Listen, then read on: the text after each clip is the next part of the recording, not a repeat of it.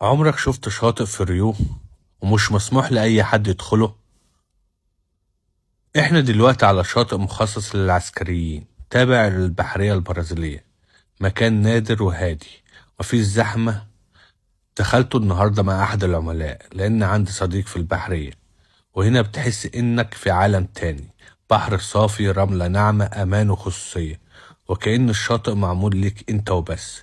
ريو مش بس كرنفال وكورة، ريو طبيعة وسحر وإحساس. والفرق الحقيقي إنك ما تزورش مكان وخلاص، لكن تعيش تجربة كاملة.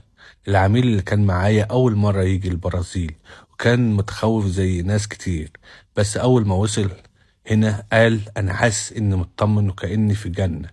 ودي اللي بيفرق. الرحلة دي مش مجرد شاطئ، دي تنظيم واختيار صح للوقت والمكان، وراحة نفسية وصور وفيديوهات تحفة وذكريات ما تتنسيش. ولو ناوي تيجي البرازيل وتعمل رحلة يوم واحد أو تزور شاطئ مميز أو تحب برنامج مظبوط من الألف للياء، استقبال من المطار وجولات خاصة وخبرة على أرض الواقع. عالم السفر معاك خطوة بخطوة، ثقة وخبرة وتجربة مختلفة.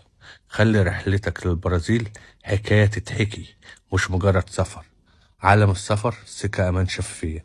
بنقدم ملفك للسفارة، تقديم دعوات تجارية وسياحية، استقبال في المطار، إيجاد سكن، استخراج الأوراق، أخذ موعد في البوليس الفيدرالي، زائد تقديم ملفك للبوليس الفيدرالي. عالم السفر سكة أمان شفافية.